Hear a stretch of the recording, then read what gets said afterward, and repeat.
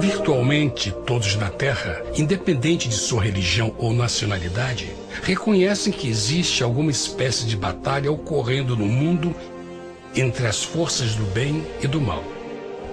Uma luta colossal entre a luz e as trevas, a verdade e o erro, a opressão e a liberdade, o bom e o mal, e finalmente, a vida e a morte. Qual é a história por trás deste evidente paradoxo? Muitas religiões, assim como a Bíblia, ensinam que além deste véu tridimensional do mundo físico que vemos, existe outro mundo espiritual que não podemos ver. Nesta realidade visível ao nosso redor, se desencadeia uma batalha titânica entre o herói supremo e justo contra o vilão mais cruel e maligno. A grande pergunta é: quem são esses personagens e como e onde começou esta crise cósmica? Este é o maior mistério de todas as épocas e a história mais fascinante e verdadeira que jamais tem sido contada. Esta crise envolve cada pessoa sobre a Terra. Sim, cada pessoa.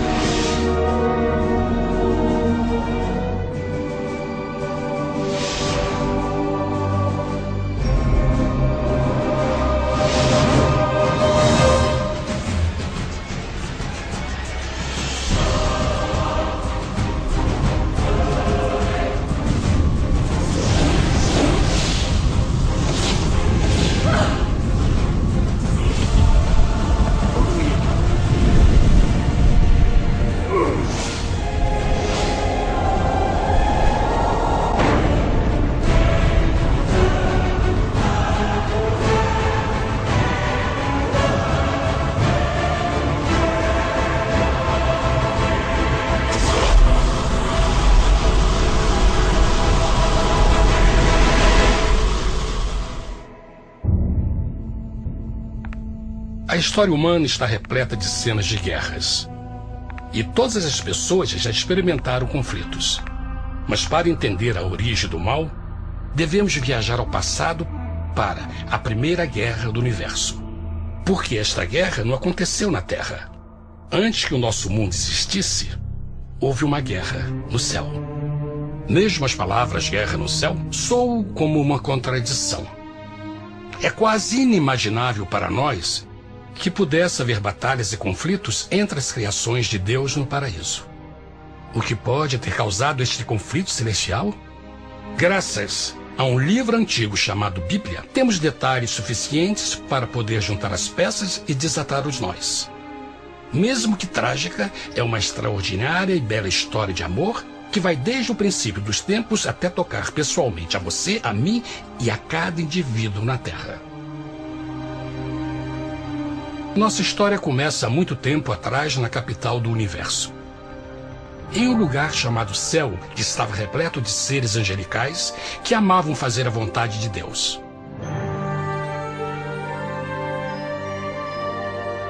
Sob o justo e amoroso governo do Criador, todo o céu desfrutava uma existência de felicidade e perfeita paz. O príncipe supremo do paraíso e comandante dos anjos era o poderoso e amoroso Filho de Deus, mais conhecido com o nome que adotou quando veio à Terra, Jesus. Ele tinha o mesmo propósito e pensamento com Deus, o Pai. O céu, sob o comando compassivo do Pai, Filho e Espírito Santo, provou ser um maravilhoso lugar de paz e alegria.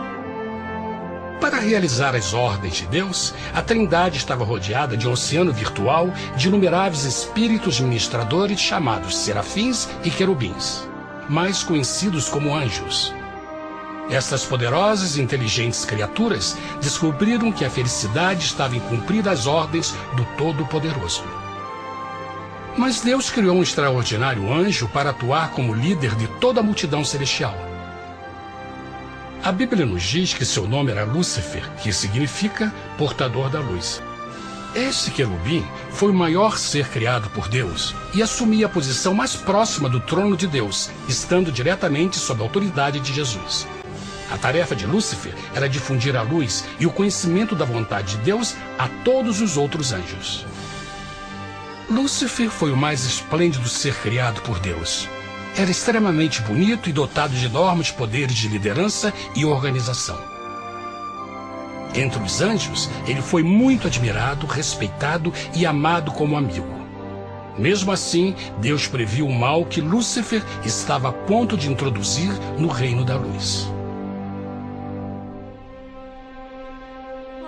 Cheio de sabedoria e formosura, de todas as pedras preciosas te cobrias. Tu eras o querubim, ungido para cobrir, e te estabeleci. No monte santo de Deus estavas.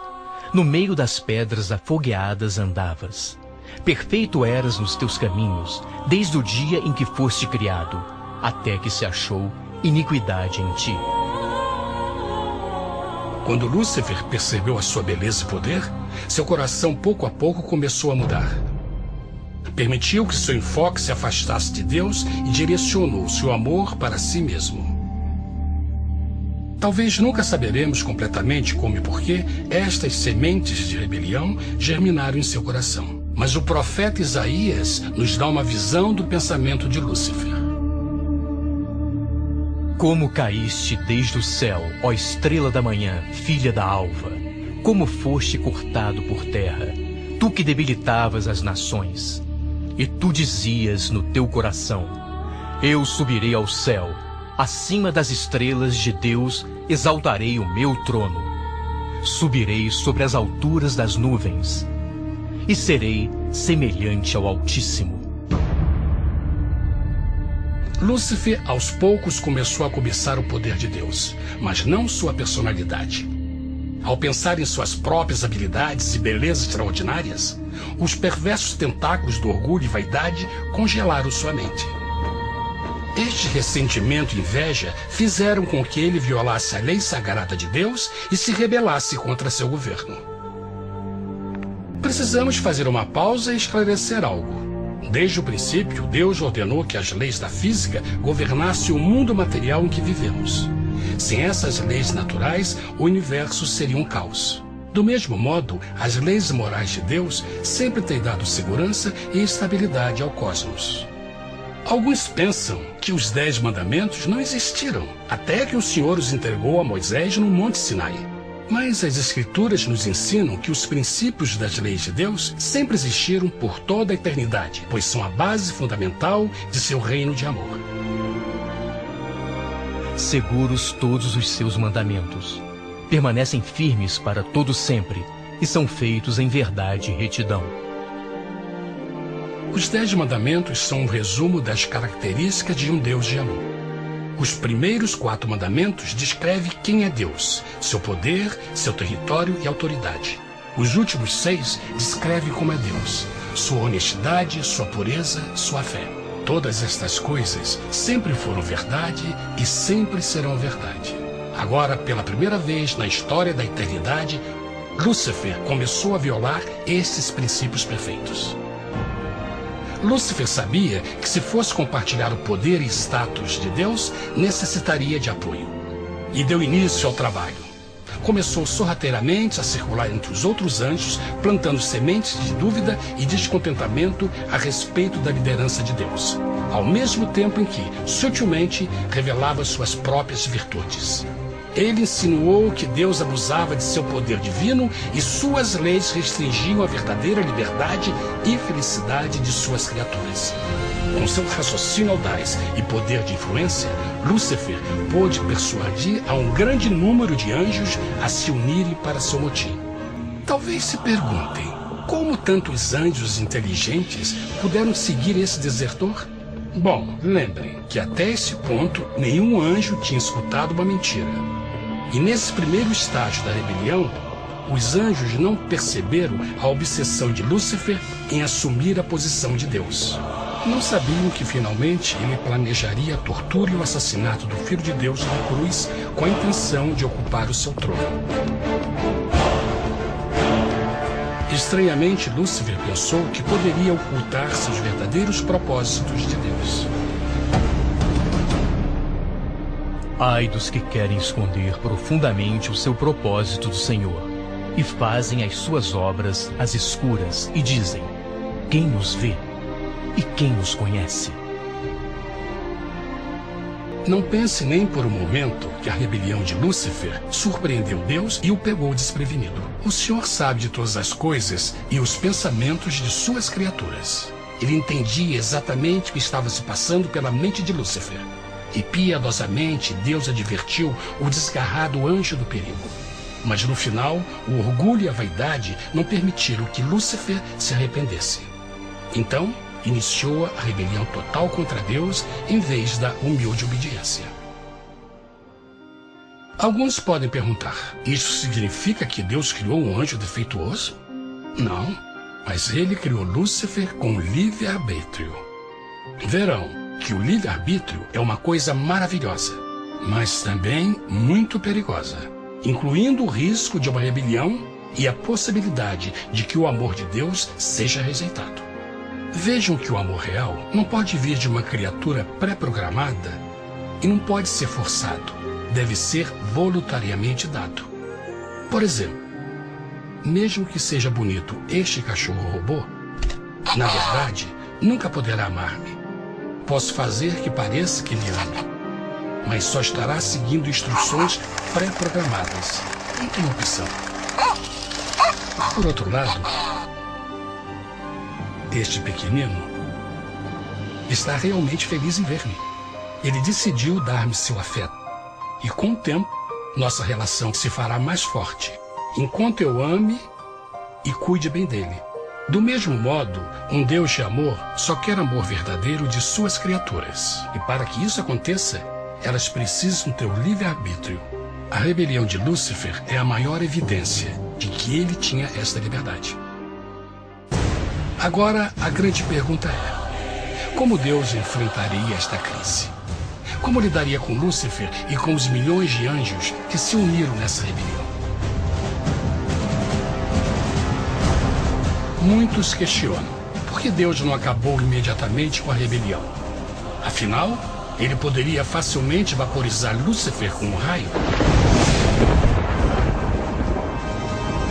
Mas isto teria solucionado o problema? Não, pelo contrário. Isso só teria intensificado as dúvidas e suspeitas que Lúcifer havia plantado na mente dos anjos. Lembrem que Lúcifer sabia, como ninguém mais, da engrenagem interna do governo de Deus.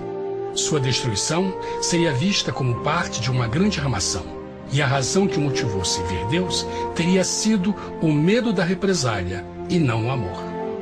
O Senhor sabia, na sua sabedoria, que a melhor forma de enfrentar a crise era permitindo que tudo seguisse o seu curso. Esta seria a única forma de se assegurar que o mal não se ergueria outra vez. Deixai crescer ambos juntos até a ceifa. E por ocasião da ceifa, direi aos ceifeiros: colhei primeiro o joio e atai-o em molhos para o queimar, mas o trigo ajuntai-o no meu celeiro. Na parábola do joio e do trigo, Jesus descreve que um tempo de crescimento é necessário para que uma planta revele sua verdadeira natureza. No seu entendimento infinito, Deus sabia que com o tempo, o caráter real de Lúcifer seria exposto e que os amargos frutos de sua rebelião seriam vistos. Até agora, os cidadãos do universo não estavam familiarizados com o pecado e até onde os levaria. Mas isso mudaria quando eles vissem por si mesmos sua terrível natureza autodestrutiva. Afinal, a sabedoria e o amor do governo de Deus seria para sempre confirmado e o universo estaria seguro. Quando Lúcifer e seus seguidores revelaram abertamente sua rebelião, o Senhor soube que não haveria paz se permitisse que eles ficassem no céu. Deveria impor um limite, entrar em ação e enfrentar os rebeldes. Mas Lúcifer e seus seguidores nunca sairiam por vontade própria ou pacificamente. O passo seguinte foi a guerra. E houve batalha no céu. Miguel e os seus anjos batalhavam contra o dragão. E batalhavam o dragão e os seus anjos. Mas não prevaleceram, nem mais o seu lugar se achou nos céus. E foi precipitado o grande dragão, a antiga serpente, chamada o Diabo e Satanás, que engana todo mundo. Ele foi precipitado na terra, e os seus anjos foram lançados com ele. A Bíblia não revela exatamente que tipo de armas foram usadas durante este conflito cósmico. Mas esta guerra foi como nenhuma guerra que os olhos mortais já viram. Apocalipse 12:4 nos diz que finalmente Lúcifer e 1/3 dos anjos de Deus foram expulsos do paraíso.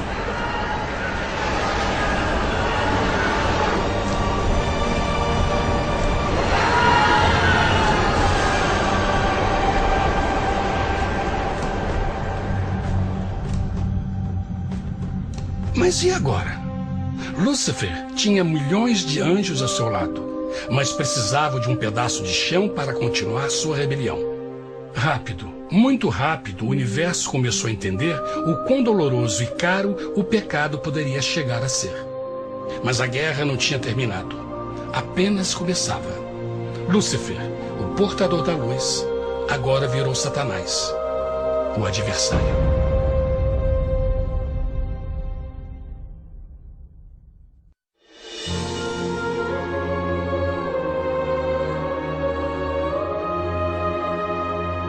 Depois da guerra no céu, Satanás e seus anjos caídos foram expulsos da corte de glória. Por um tempo, o diabo e seus demônios vagaram pelo universo buscando inutilmente mundos que se compadeceram e se uniram à sua rebelião. Enquanto isto, o coração de Deus sentia intensamente o vazio que deixou a perda de Lúcifer e seus anjos. Então o Pai, o Filho e o Espírito Santo retomaram seu trabalho favorito, o maravilhoso trabalho da criação. Decidiram fazer um mundo novo, pleno, com muita variedade e diversas criaturas de amor. Este novo mundo seria único, porque as criaturas principais seriam feitas à imagem de Deus. Para eles, o Senhor também daria o domínio deste planeta novo, que conhecemos como Terra. No princípio, Deus criou a terra. E viu Deus tudo quanto tinha feito, e eis que era muito bom. Que imagem maravilhosa! Deus forma um novo mundo, nosso planeta, Terra. E em cada maravilhoso dia da criação, algo novo e espetacular começa a fazer parte da cena. Por exemplo, no terceiro dia, Deus falou e uma linda e exuberante vegetação fez parte da existência. Plantas de todas as cores, formas e tamanhos. No quinto dia, o mundo estava repleto de espantosas e exóticas criaturas, que podiam tanto se elevar aos céus como deslizar pelas águas azuis. E outras podiam fazer as duas coisas. No sexto dia, houve a introdução de um grande número de animais terrestres. Desde o gigante elefante até o pequeno esquilo, cada um encontrou um lugar nesse novo planeta para viver em harmonia com o resto da criação. E também no sexto dia, Deus criou o homem. E disse Deus: façamos o homem à nossa imagem, conforme a nossa semelhança. E formou o Senhor Deus o homem do pó da terra, e soprou em suas narinas o fôlego da vida, e o homem foi feito alma vivente. E plantou o Senhor Deus um jardim no Éden, do lado oriental, e pôs ali o homem que tinha formado.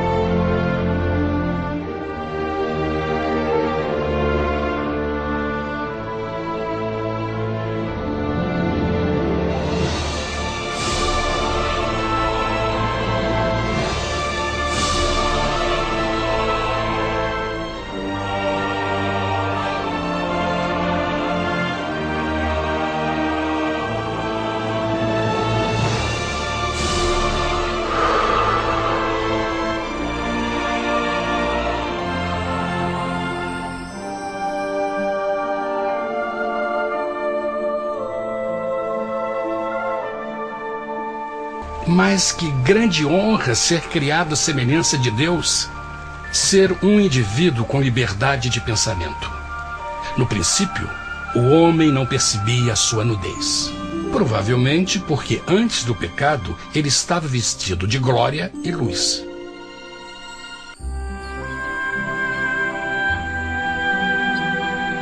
Deus também criou a companheira perfeita para Adão, sua bela esposa Eva.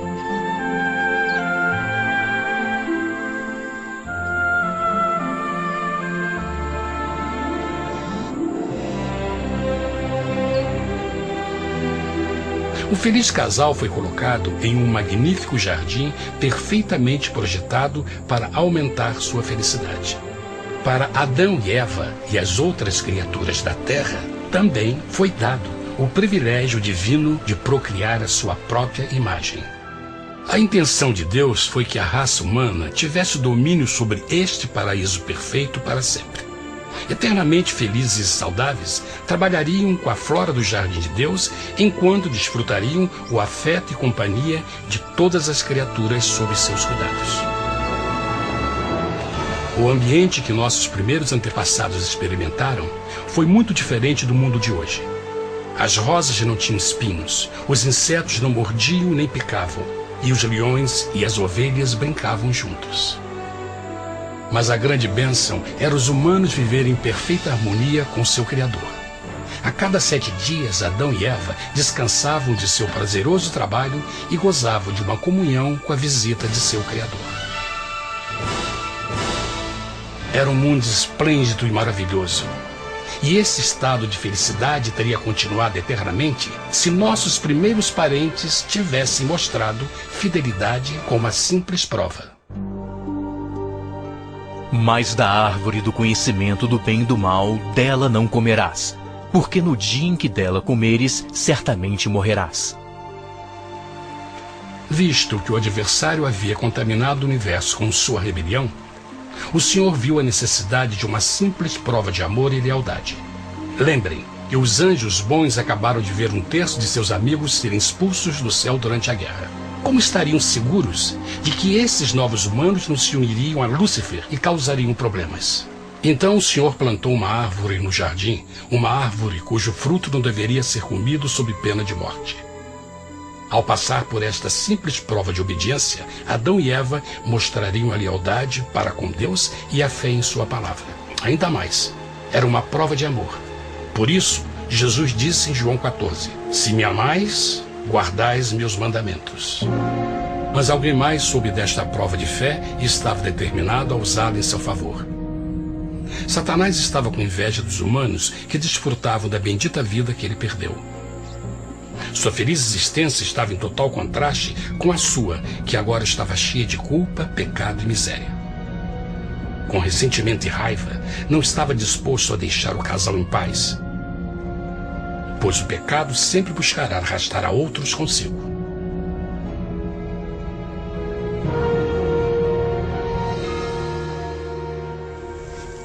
Então um dia, quando Eva estava concentrada em seu agradável trabalho, se viu sozinha e muito perto da árvore proibida.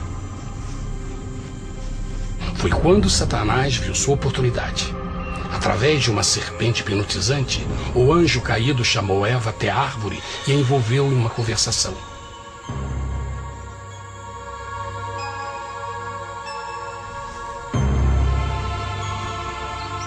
Suas palavras encantadoras foram cuidadosamente calculadas para gerar desconfiança a Deus.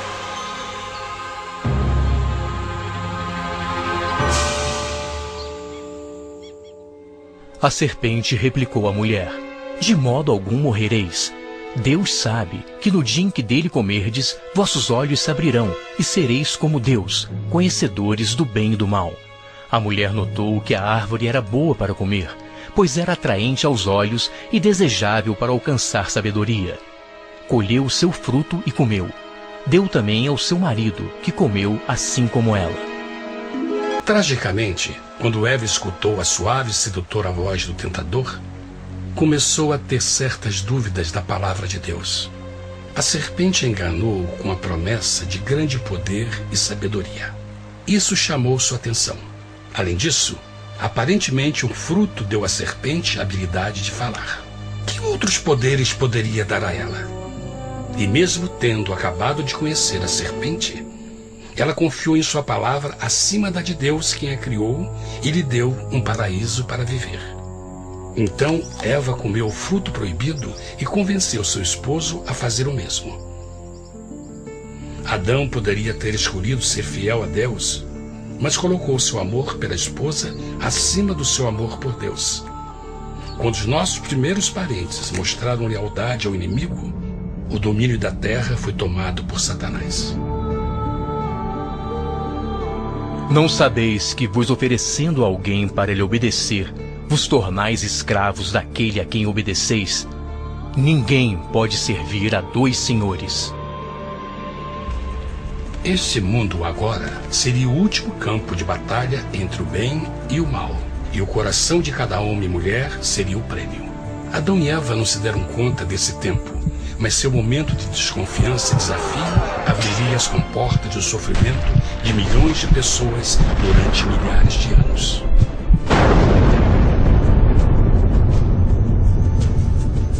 Portanto, como o pecado entrou no mundo por um homem, e por ele a morte, e assim a morte transmitiu-se a todos os homens naquele em quem todos pecaram. Nossos primeiros parentes logo enfrentaram o terrível resultado de seu pecado. Em estado santo, Adão e Eva resplandeciam com túnicas de glória. Depois de pecarem, suas túnicas naturais de luz se desfizeram e eles ficaram mortificados com a sensação de sua nudez. Vergonha e temor tomaram o lugar de sua alegria e paz e trataram de cobrir sua nudez com folhas. Agora eles se encontravam sob constante influência do diabo. Ao ceder à tentação, debilitaram sua natureza. E Satanás ganhou poder sobre a humanidade. As pessoas não podiam resistir às tentações do diabo com sua própria força. Por último, e o mais aterrador, se encontravam vivendo sob a pena de morte iminente. Deus havia advertido que a desobediência traria a morte. Já tinha experimentado a morte espiritual. Quanto tempo passaria para sofrerem a morte física também? Nesse ponto, seu futuro não tinha nada mais que escuridão e desespero. Tendo expulsado o homem, colocou diante do jardim do Éden os querubins com o cintilar da espada flamejante, para guardar o caminho da árvore da vida. Como o pecado provocou a expulsão dos anjos caídos de seu lar celestial, agora pela desobediência, Adão e Eva foram tirados de seu jardim, seu lar no paraíso. Tudo à sua volta estava mudando rapidamente, e a humanidade se encontrou suscetível às dores, doenças e finalmente à morte. Até os animais e plantas estavam infectados pela terrível maldição. Os espinhos e cardos agora pareciam árvores e flores, e os animais que antes eram gentis começaram a se matar e a devorar uns aos outros. O pior resultado foi que o pecado separou a humanidade de Deus. Mas vossas iniquidades cavaram um abismo entre vós e vosso Deus. São vossos pecados que ocultaram de vós sua face, para não vos escutar. Na criação, foram dados a Adão e Eva a honra de falar com os anjos, e até com o Filho de Deus cara a cara. Mas Deus é tão puro e santo que nenhum mal pode existir na sua presença. Agora que os primeiros humanos tinham pecado, Deus afastou sua santa presença deles para a sua própria proteção. O pecado tinha queimado uma parte da alma do homem que já não podia ver a dimensão espiritual. Deste momento em diante, a comunicação com o céu seria limitada. Mesmo com todas estas maldições caindo sobre Adão e Eva, o coração do Senhor se encheu de compaixão. A lei que haviam violado não poderia ser alterada para salvá-los, pois é tão sagrada e imutável como Deus mesmo. O Senhor sabia que havia só uma maneira na qual o homem podia se redimir. Então um plano foi revelado, nascido do fundo do coração de Deus. Um plano para salvar o homem de seu encontro com a morte eterna e restaurar tudo que estava perdido com o pecado. Seria de grande intensidade, alcance e poder, mas seria um plano que também implicaria num enorme sacrifício. O amor de Deus para conosco se manifestou por ter enviado ao mundo seu Filho unigênito, a fim de vivermos por ele. Nisto consiste o amor, não em termos nos amado a Deus, mas em ele nos ter amado e enviado seu Filho para se sacrificar por nossos pecados. As Escrituras claramente ensinam em Romanos 6:23, o custo do pecado é a morte. A lei violada demandava a vida do pecador e só tinha um em todo o universo qualificado como substituto da humanidade. O Criador só podia pagar a dívida de suas criaturas tomando seu lugar.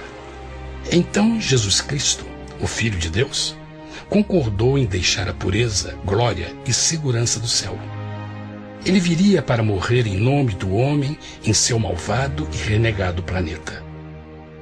Ele nasceria como um inocente e indefeso bebê, suportaria uma vida de dor e vergonha e mesmo assim viveria uma perfeita e vitoriosa vida.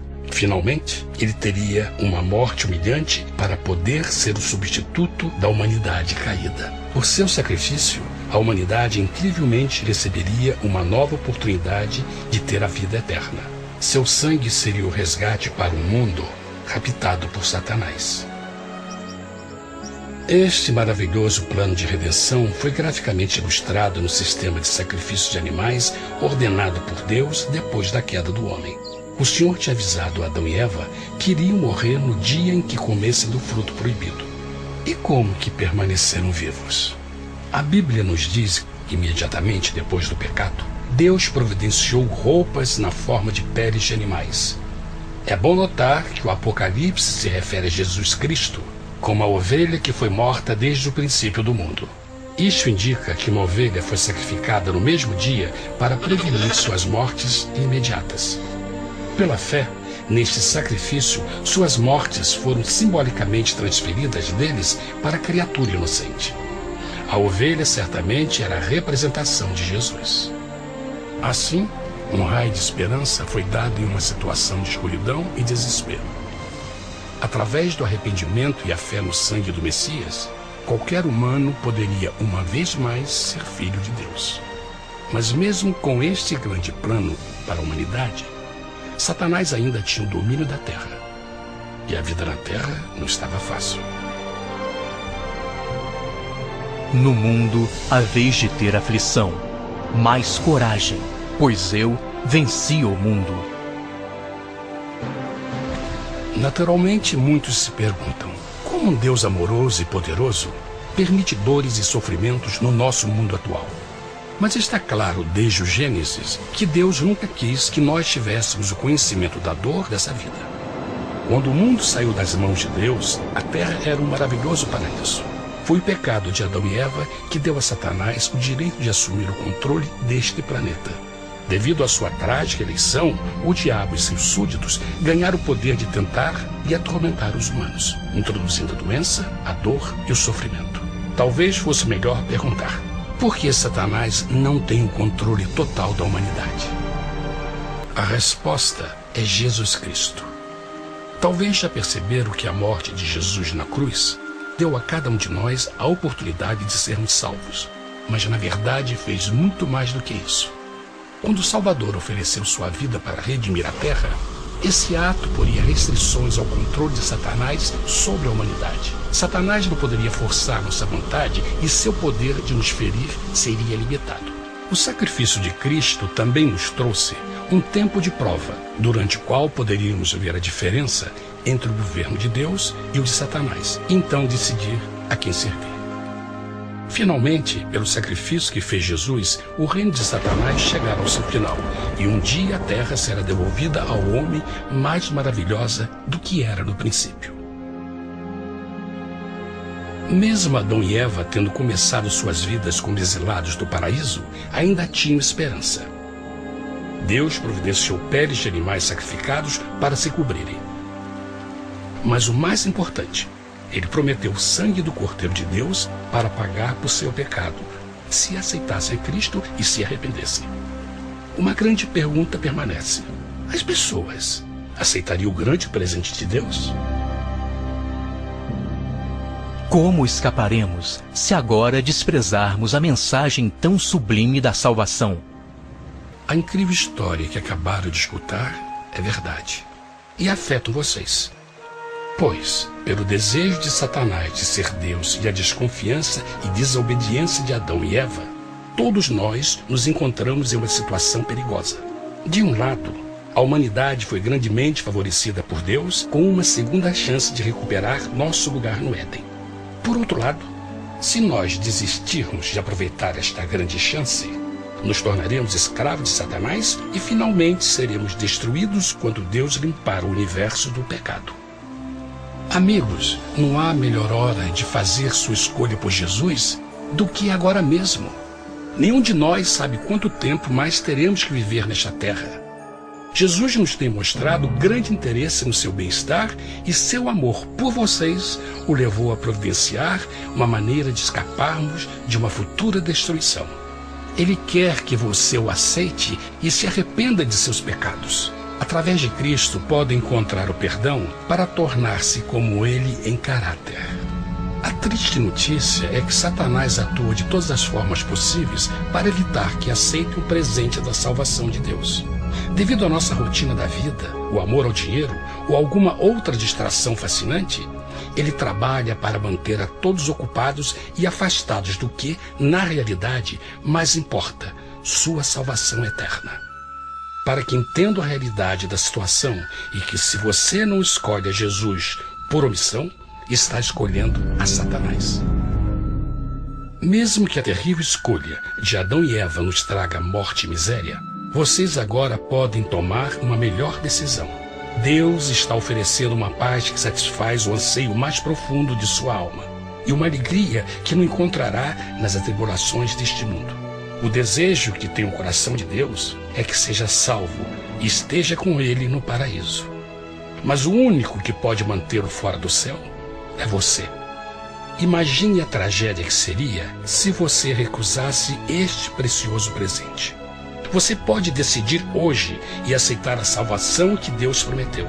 Na verdade, nesse momento, pode aceitar a vida eterna através de Jesus Cristo. Posso convidá-lo para que acompanhe agora mesmo em uma simples oração, aceitando sua maravilhosa oferta? Por favor, repita depois de mim. Querido Pai Celestial, venho a Ti agora e humildemente pedir Teu perdão. Senhor, confesso que sou um pecador e violei Tua santa lei. Entendo que a pena por esse pecado é a morte. Acredito que Jesus Cristo sofreu e morreu na cruz para receber o castigo por todos os nossos pecados. Acredito que Jesus ressuscitou e eu o aceito como meu Salvador pessoal. A partir deste momento em diante, Te dou o meu coração e eu o aceito como o Senhor da minha vida. Por favor, perdoa todos os meus pecados e envia Teu Espírito para ajudar-me a fazer a Tua vontade. Te agradeço por Teu grande amor e aceito Teu presente da vida eterna. E eu oro tudo isso em nome de Jesus. Amém.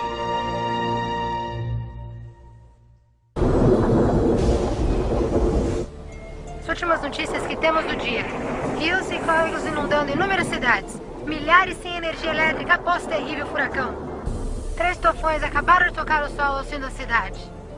E agora? O que é isso? Eu acho que é um terremoto. Eu nunca vi tais condições climáticas antes. Busquem abrigo imediatamente.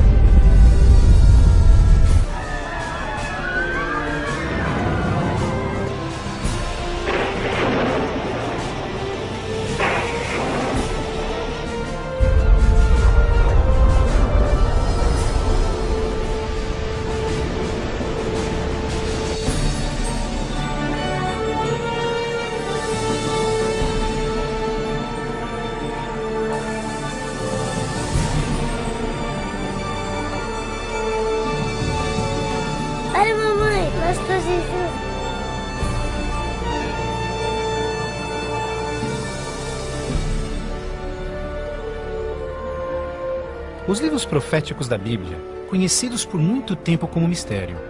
Textos históricos, números antigos, imagens simbólicas. Todos eventos apocalípticos descritos por vir em breve.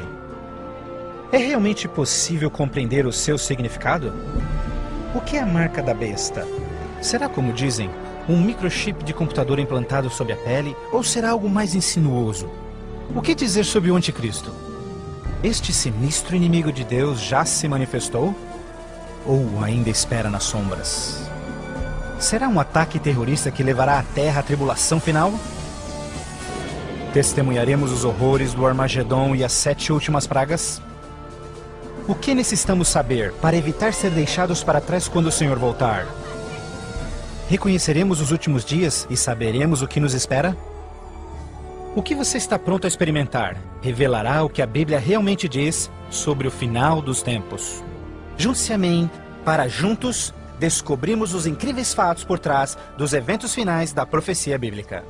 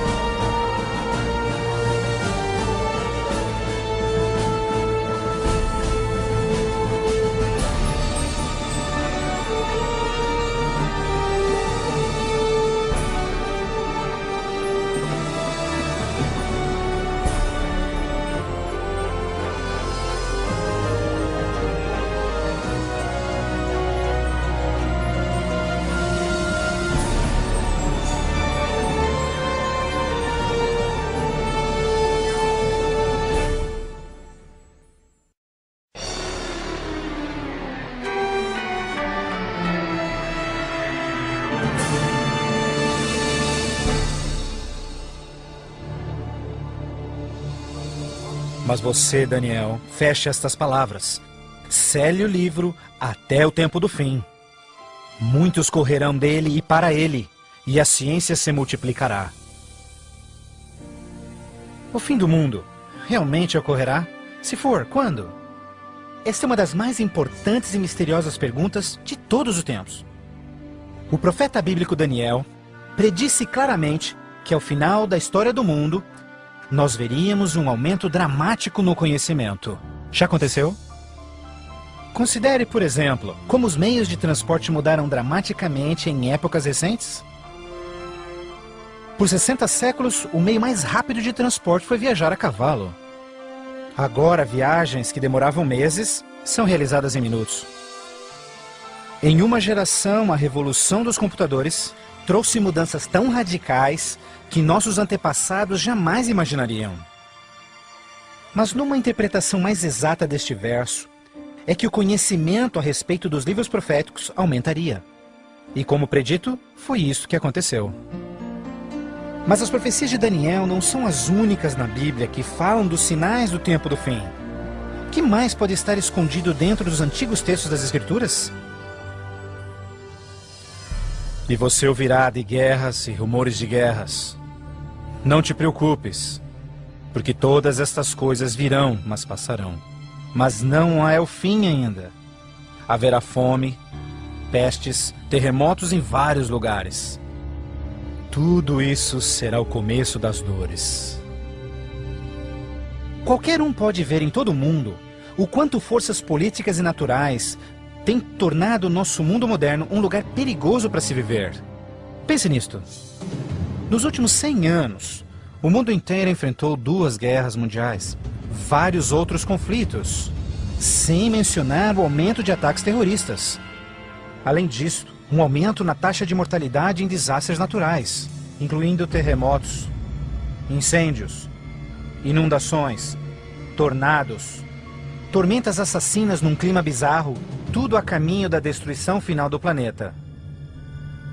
Incrivelmente, o apóstolo João profetizou que ao se aproximar o tempo do fim, aumentaria a habilidade do homem em destruir o planeta. Apocalipse 11, verso 18, diz que virá o tempo em que Deus destruirá aqueles que destroem a terra. Está claro que esta previsão foi vividamente cumprida. Por séculos, o homem apenas fazia suas guerras com lanças fumegantes ou seus canhões a pólvora. hoje possuem armas devastadoras que podem rapidamente exterminar com a vida no planeta. Fato é que Jesus profetizou que se sua vinda fosse adiada, ninguém sobreviveria.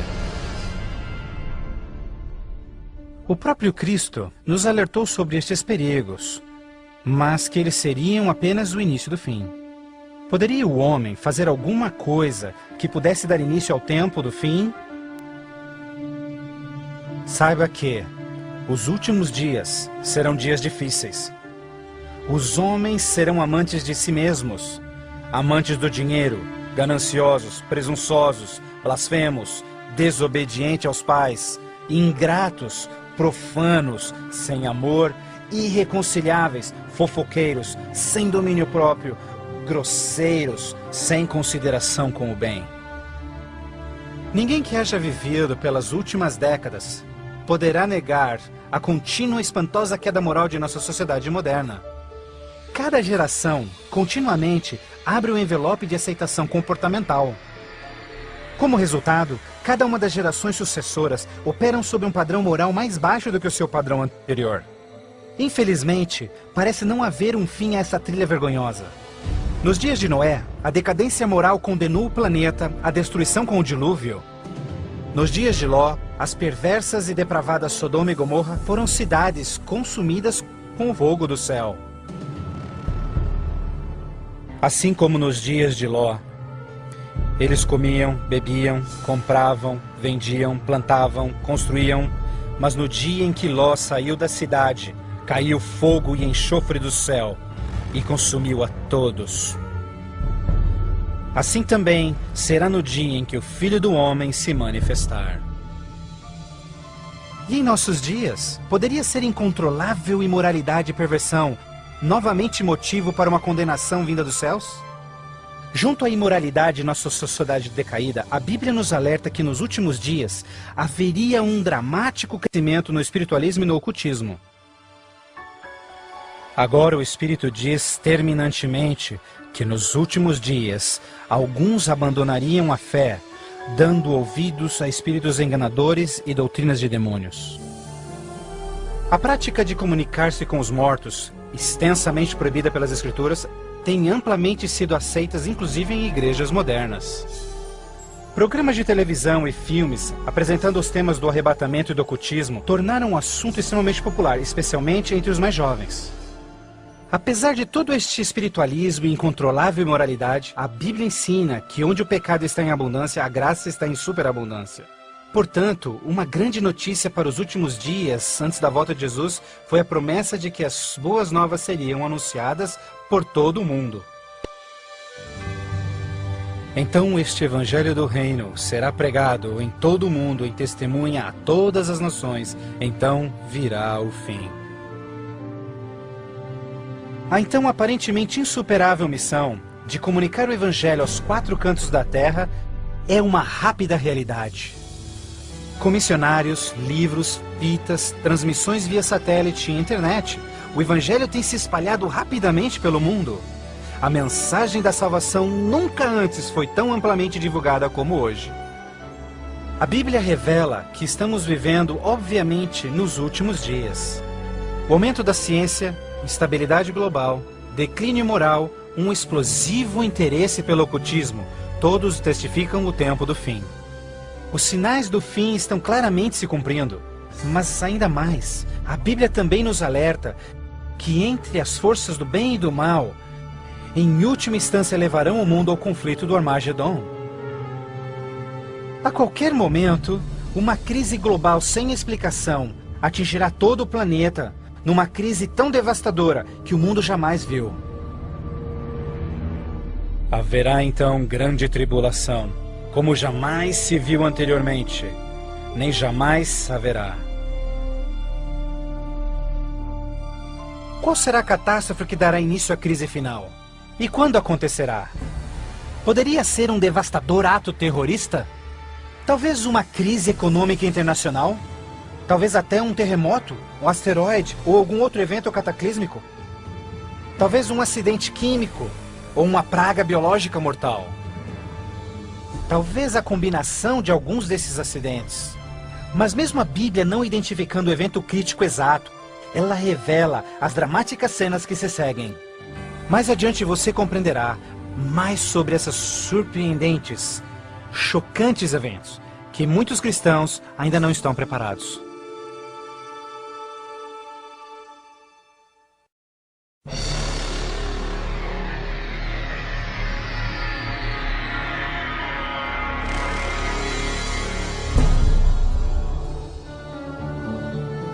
Ao iniciar-se a grande tribulação, líderes mundiais lutam em lidar com o aumento das calamidades. Enquanto isso, verdadeiros cristãos dedicados a Deus experimentam o maravilhoso poder do Espírito Santo. Após essas coisas, eu vi outro anjo que vinha do céu, e a terra estava iluminada por sua glória. Este grande poder que iluminava o povo de Deus é o próprio Santo Espírito. Em santa confidência, eles testificam de Deus, intervindo pelas igrejas e também chamando os perdidos para Cristo. Eles permanecem firmes na palavra do Senhor e exortam todos ao arrependimento e obedecerem os mandamentos de Deus. Numa atmosfera de reavivamento, agita-se a terra. O Santo Espírito compele ministros e membros de igrejas a juntos trabalharem intensamente pelo Salvador. Ao se manifestar o trabalho do Santo Espírito, realizações de ocultismo também se intensificarão. Demônios caídos aparecerão a muitos, disfarçados de queridos seus que já morreram, ou personagens bíblicos do passado. Eles falam de paz e esperança, porém apresentam doutrinas contendo erros perigosos e sutis. Sobre estes a Bíblia nos alerta, porque estes são espíritos do mal, realizando milagres. Como você pode imaginar, estas manifestações supernaturais influenciarão muitos e são poucos os que estão preparados a se opor. A esta altura, famílias e igrejas tornaram-se ineficazes no combate a esta crescente onda de fraqueza global. Em meio a este tumultuado ambiente político e social, as pessoas desesperadamente procuram um caminho para combater esta onda universal de imoralidade. Líderes políticos e religiosos apelam por seus constituintes, pedindo por medidas legais a restauração dos princípios de Deus e a paz na terra. Como resultado desta pressão enganosa, os governantes aprovam leis que conflitam diretamente com as leis de Deus. Mas esta não é a primeira vez que isso acontece na história. Certamente você se recorda da familiar história de Daniel capítulo 3. Quando o rei de Babilônia, Nabucodonosor, ordenou a todos no seu reino que se curvassem e adorassem aquela enorme estátua de ouro que ele construíra. Entretanto, 3 jovens hebreus sabiam que essa ordem estava diretamente em contradição com o segundo mandamento sobre idolatria. Determinados em serem fiéis a Deus, recusaram adorar a estátua. O rei ordena furioso que sejam lançados na fornalha ardente, mas Deus miraculosamente interveio e salvou suas vidas.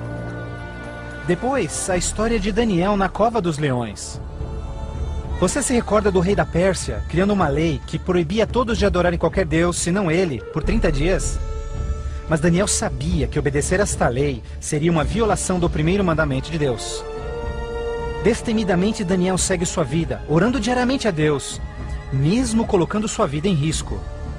Os inimigos de Daniel rapidamente denunciaram ao rei, que relutantemente teve que fazer cumprir-se a lei, lançando-o na cova dos leões. Mas novamente, Deus intervém com seu poder e miraculosamente poupa a vida de Daniel. Da mesma forma, nos tempos do fim, Apocalipse prediz que o poder do mal obrigará governantes de todo o mundo a endossarem leis que definam como as pessoas adorarão a Deus. Estas leis irão aparentemente promover a moralidade, mas na realidade, elas preparam o mundo para aderirem à marca da besta e o anticristo. Porque falsos cristos e falsos profetas surgirão, e farão milagres e sinais maravilhosos para enganar, se possível até os salvos. Durante este período de crescentes crises, quando o mundo estiver desesperadamente buscando alívio e procurando uma estabilidade global, a ajuda virá de uma forma surpreendente. Em várias partes, por todo o mundo, se ouvirá: Jesus voltou! Jesus voltou! Um radiante e carismático ser se diz o Filho de Deus. Um exército de jornalistas se amontoa para ver este que realiza milagres sobrenaturais. Eles o ouvem repetir as mesmas palavras que Jesus falou nas Escrituras. Este evento será transmitido ao mundo via satélite. Milhões serão enganados com esta aparição, como sendo cumprida a profecia de que todo olho o verá. Inúmeras religiões estão ansiosas na expectativa por um Salvador. Então este deslumbrante ser aparenta ser a resposta às suas orações. Mas a Bíblia nos alerta em 2 Coríntios que Satanás pode transformar-se num anjo de luz. Infelizmente, não será Jesus quem o povo receberá de braços abertos, mas sim Satanás, disfarçado como Filho de Deus.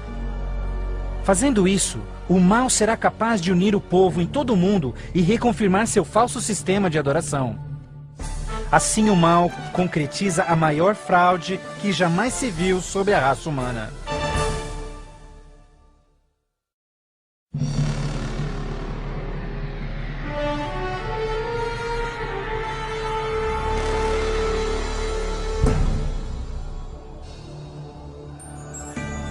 A fraude satânica prova ser uma poderosa e motivadora força para o mundo.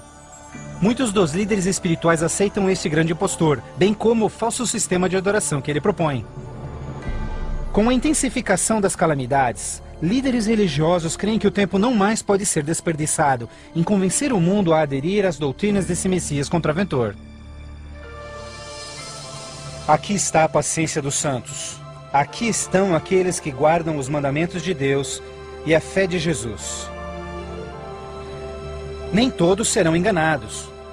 Poucos serão aqueles que entenderão que a Bíblia havia alertado sobre esse incrível enganador. E eles sabem que o objetivo deste falso Messias é desviar o povo dos mandamentos de Deus. Mas essa não é a primeira vez que Satanás se apresenta como anjo de luz. Quando Jesus foi tentado no deserto, Satanás apareceu a ele disfarçado como glorioso mensageiro de Deus. Mas o inimigo de Deus se revelou quando tentou a Jesus em desobedecer a palavra de Deus. Portanto, mais uma vez, usando a mesma tática, o mal tenta enganar o mundo a desobedecer a lei de Deus. Ninguém pode servir a dois senhores, pois odiará um e amará o outro, ou será leal a um e desprezará ao outro. O mundo chegou a um momento decisivo em sua história. O falso Cristo e o conflito global estão dividindo o mundo em dois grupos distintos: aqueles que seguem a Bíblia e aqueles que seguem a besta. Ansiedade enche o coração do povo, e religião é o tópico supremo de todas as mentes. Entrevistas no rádio e TV, bem como nas cortes em debates, os verdadeiros seguidores de Deus serão levados diante os líderes mundiais. Ali apresentarão poderosas e eloquentes razões bíblicas para sua posição, onde o falso sistema de adoração foi apresentado ao mundo. Os mandamentos de Deus e o que constitui a verdadeira adoração estarão ao centro de cada discussão. Movidos pelo poder do Santo Espírito, compelidos pelo argumento bíblico dos servos de Deus, milhares em todo o mundo converter-se-ão desde suas igrejas sem vida e se posicionarão junto aos impopulares, mas verdadeiros seguidores de Jesus. O que nos resta? Devemos obedecer a Deus ou ao homem, à tradição popular ou à Escritura, dividindo assim o mundo inteiro em dois grupos. De um lado, aqueles que receberam o selo de Deus, e do outro lado, aqueles que receberam o sinal da besta. Aquele que é injusto, siga sendo injusto. Aquele que é sujo, que siga sendo sujo. Aquele que é justo, que siga sendo justo. E aquele que é santo, que siga sendo santo. Este texto de Apocalipse antecede o próximo evento em que todo homem, mulher e criança fará sua final decisão, a favor ou contra Cristo. Ao lado de Deus estão aqueles que em fé observaram sua palavra, mesmo diante oposição. No outro lado, aqueles que escolheram a religião de tradições humanas. Assim como as portas da Arca de Noé fecharam-se instantes antes do dilúvio, a porta da graça será finalmente fechada para o mundo, e a graça de Deus não estará mais disponível para os perdidos. A segunda vinda de Cristo é iminente. Mas primeiro, o mundo terá de atravessar as mais devastadoras pragas que jamais sobrevieram sobre a humanidade. Ouvi então uma voz vinda do templo dizendo aos 7 anjos: vai e derrama sobre os povos as 7 taças da ira de Deus. O primeiro foi e derramou a sua taça sobre os povos, e se viu uma ferida feia e dolorosa nos homens que tinham o sinal da besta e que adoravam a sua imagem. A esperança começa a ser massacrada quando as 7 pragas do Apocalipse 16 começam a cair no mundo numa sucessão rápida de eventos.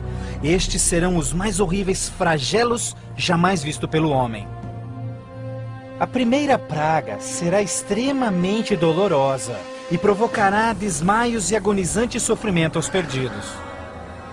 Mais 6 devastadoras pragas rapidamente virão. O mar e os rios se tornarão em sangue. O sol terá tal força que provocará queimaduras com sua intensidade. De tal forma, praga após praga virão. O terror reinará, tornando o mundo inteiro prisioneiros do pânico. Durante este período, alguns dos salvos encontrarão abrigo em locais isolados e remotos, onde serão protegidos e mantidos por anjos do Senhor. Outros lançados em prisões, embora aparentemente abandonados pelo homem, não foram esquecidos por Deus. Os fiéis de Deus estarão protegidos das pragas, da mesma forma como os filhos de Israel foram preservados durante as pragas que caíram no Egito. Neste momento, os salvos passam por um momento de angústia em suas almas. O principal pensamento em suas mentes: estamos em paz com Deus? Finalmente, encontram paz em suas consciências, confiando nas promessas de Deus.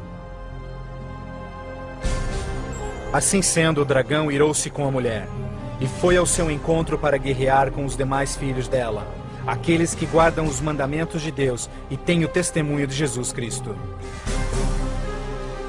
Persuadidos pelo falso Cristo, os miseráveis perdidos têm como única esperança para alívio das devastadoras pragas a eliminação daqueles que se opõem a eles.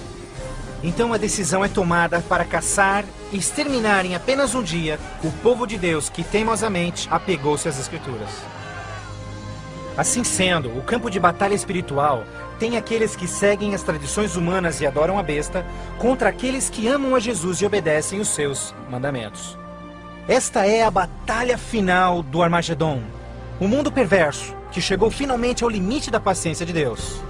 E finalmente o momento em que Deus entra em cena para resgatar os seus filhos fiéis.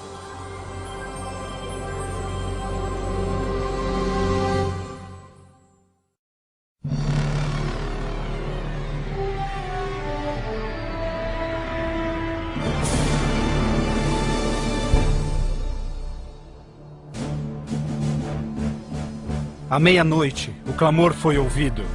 Aí vem o noivo. Na mais escura hora, a mais esperada esperança de todas as eras torna-se realidade. O comando da voz do próprio Deus é ouvido. Está cumprido! Aquela voz de trovão chacoalha os céus. Um imenso terremoto anuncia a aproximação do poderoso exército dos céus. Os filhos de Deus, há pouco sem cor e cansados, agora envoltos por um arco-íris, resplandecem diante de seus opressores. Suas faces brilham ao contemplar seu Redentor e o vasto exército de anjos que vieram para levá-los para casa. Atentem, porque ele está vindo nas nuvens do céu, e todo olho verá, inclusive os que lhe transpassaram, e todos os povos da terra chorarão por sua causa. Como você já sabe, este não será um momento de êxtase secreto. Todas as pessoas do planeta testemunharão este maravilhoso evento. E muitos estarão aterrorizados. Os ímpios fugirão desesperadamente para rochas e cavernas, tentando em vão esconder-se do santo rei que se aproxima. E como Jesus prometeu, os homens maus responsáveis por seu julgamento e crucifixão serão ressuscitados para presenciarem seu retorno nas nuvens do céu. Porque o Senhor, o próprio Deus, descerá dos céus, e como o trovão, e com a voz do arcanjo, com o som de trombetas de Deus, os mortos em Cristo serão primeiramente ressuscitados. Um grandioso som de trombetas é ouvido pelos céus, e a poderosa voz de Deus chamará os santos que dormem no Senhor, desde todas as épocas, dizendo: Despertem, despertem, despertem vós que no pó da terra dormem, levantem-se. Por toda a extensão do planeta, um exército de santos se erguerá do pó da terra. Despertarão cheios de juventude, glorificados e revestidos de imortalidade, sem nenhum traço de enfermidades ou defeitos. E aqueles que ficarem vivos nestes momentos finais serão também transformados. Num instante, receberão um novo corpo imortal. Os ímpios contemplarão em angústia todos estes incríveis sinais. Então nós, os que estivermos vivos, seremos todos levados junto deles nas nuvens para encontrarmos com o Senhor nos céus. E ali nós viveremos para sempre com o Senhor. Com o mundo inteiro em convulsão, os remidos voarão alto e serão erguidos acima da destruição. Eles voarão para a felicidade com o Senhor, junto às nuvens de anjos. Nem dor, nem pecado, nem tristeza jamais haverá. O véu que os separava de seu Deus é para sempre removido, e contemplam agora o seu Deus e seus anjos face a face. E naquele dia, o dia da destruição de Deus, será de uma extremidade da terra a outra, e não haverá nem pranto, nem ajuntamento, nem funerais. Eles serão todos como lixo sobre toda a terra. Aos que ficarem para trás, o caos reinará no planeta. Entre os furacões, os gemidos de demônios, os terremotos, oceanos ferventes, ilhas submersas. Densas e escuras nuvens despejam tempestades gigantescas de granizo. Os ímpios que sobreviverem a essas catástrofes, em breve serão destruídos pela presença da glória de Deus. Seus corpos espalhados pela terra despojada pelos eventos finais. Então, pela primeira vez desde a fundação da Terra, o planeta está completamente abandonado e sem vida. Apenas Satanás e seus anjos caídos restarão como resultado de sua rebelião.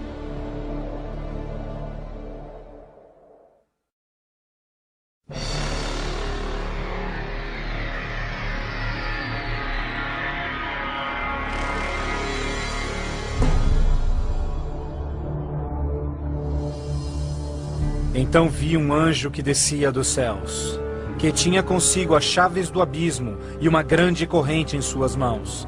Ele acorrentou ali Satanás por 1000 anos. Confinados no mundo que ele arruinou, Satanás e seus anjos ali estarão por 1000 anos. Prisioneiros na escuridão, num planeta vazio e abandonado, só com seus demônios, Satanás apenas poderá esperar e ponderar no dia de sua punição. Por toda parte ele contempla cidades destruídas, florestas queimadas e ossos secos, tudo resultado de sua guerra com os céus. Confinado num vasto abismo, solitário, sem ninguém para tentar ou manipular, ele se torna absolutamente miserável. Então vi tronos, e eles se sentavam neles, e o julgamento era comissionado a eles, e eles viveram e reinaram com Cristo por 1000 anos. Enquanto Satanás pensa em seu destino, os remidos desfrutam sem palavras as alegrias dos céus. Cada um deles conhece então o seu anjo da guarda, que responde a cada uma de suas perguntas sobre as suas vidas. Então Deus, num ato de revelação absoluta, os convida a participarem como juízes, abrindo diante de si os registros dos que se perderam. Os remidos neste momento têm a oportunidade de entenderem por que algumas pessoas que esperavam ver ali não completarem a jornada. Os pensamentos dos ímpios são agora vividamente expostos e o véu é removido, revelando as batalhas espirituais que se levantaram por salvar-se-lhes as almas.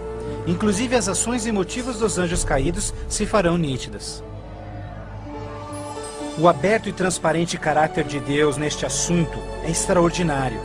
Como o apóstolo Paulo descreve em 1 Coríntios 6, verso 2, os salvos participarão no julgamento dos ímpios.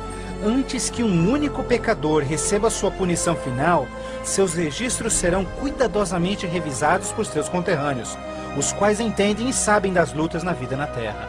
Todas as palavras e atos dos ímpios serão pesados ante a palavra de Deus. a justiça de sua sentença é confirmada e o grau de sua punição determinado. Finalmente, ao final dos 1000 anos, Jesus e os remidos preparam-se para o seu retorno à terra. O tempo é chegado para Satanás, seus anjos e os perdidos, quando enfrentarão as últimas consequências por seus atos. Em breve, os mansos herdarão a terra. Mas primeiro, Deus executará a fase final de seu julgamento e extinguirá o pecado do universo.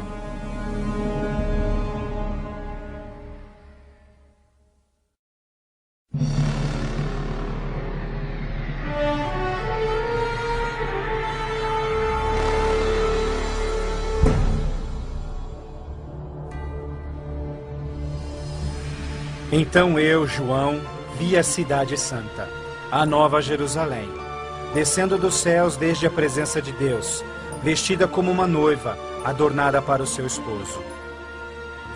Após os 1000 anos sabáticos no céu, Cristo e os remidos, com a nova Jerusalém, voltam à terra. Ao se aproximar a cidade do planeta desolado, Jesus comanda que os ímpios voltem à vida desde o pó da terra.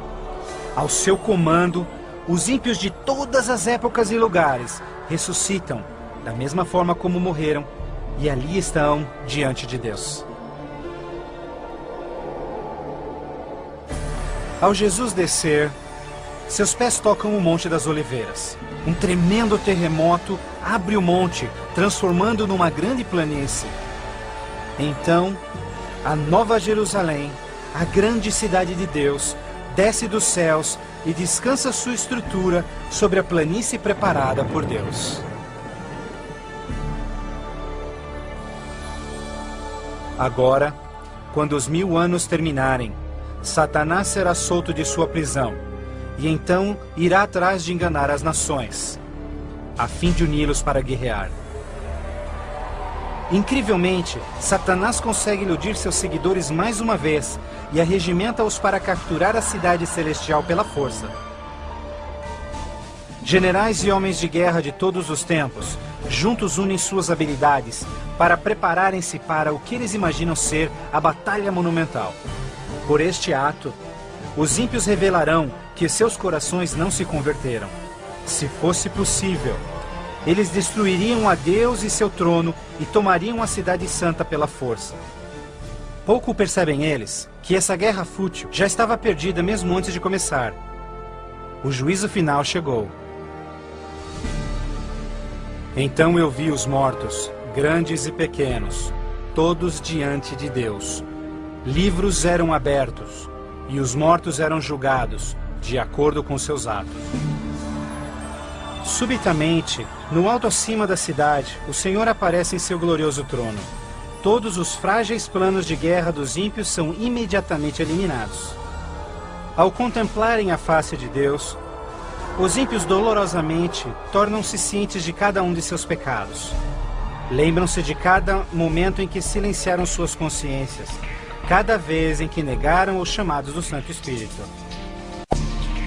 Muitos foram enterrados juntamente com os seus segredos pecaminosos, crendo ter com sucesso escondido todos os seus assassinatos e crimes.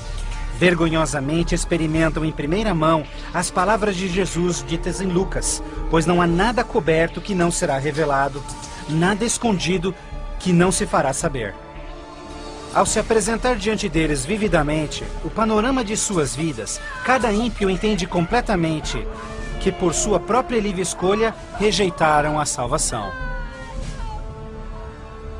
Tragicamente, a paz e alegria dos que estiverem na cidade nunca será desfrutada pelos ímpios. Com sentimento de desespero e sem esperança, são varridos e deixados sem palavras. Os rebeldes não podem negar a justiça de Deus, declarando-se culpados.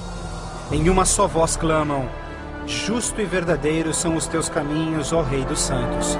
E caindo prostrados, eles adoram o Príncipe da Vida. Eles subiam aos cantos da terra e cercaram o acampamento dos santos. Então caiu fogo do céu desde Deus e os consumia. Finalmente, o tempo de encarar as consequências irreversíveis de suas ações. Sem nenhum aviso, fogo e enxofre caem do céu. A terra se fende e fogo brota desde cavernas subterrâneas. Enquanto o inferno engole os ímpios, os justos estão a salvo e em segurança dentro dos portões da Nova Jerusalém. Cada pecador é punido de acordo com os seus pecados. Os com poucos pecados são destruídos rapidamente, enquanto os culpados de horríveis pecados contra a humanidade sofrerão mais. Satanás, o instigador de todos os pecados, será forçado a sofrer muito mais. Para Deus, a punição dos ímpios é um ato doloroso, mas é algo que a sua justiça demanda. O salário do pecado é a morte. Na cruz, Jesus sofreu a punição final no lugar de todos os que aceitaram o seu sacrifício. Mas, tragicamente, os perdidos rejeitaram este presente e terão de pagar o preço por seus próprios pecados. Certamente o dia virá, queimando como fornalha. Todos os orgulhosos e todos os fracos serão consumidos. Você esmagará os ímpios, pois serão como cinzas debaixo dos seus pés. Ao se esfriarem as cinzas da destruição, os habitantes de todo o universo erguem suas vozes em louvor a Deus, pois o reino de terror de Satanás foi banido para sempre. Assim, com a paz no cosmos eternamente garantida, Deus agora dedica sua atenção à criação de um novo céu e uma nova terra.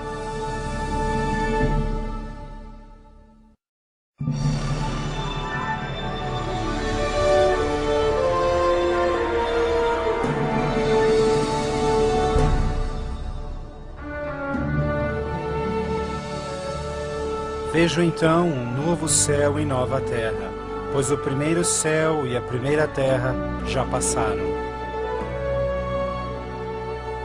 Após a purificação da terra com fogo, o Senhor retoma seu miraculoso e maravilhoso ato de recriação.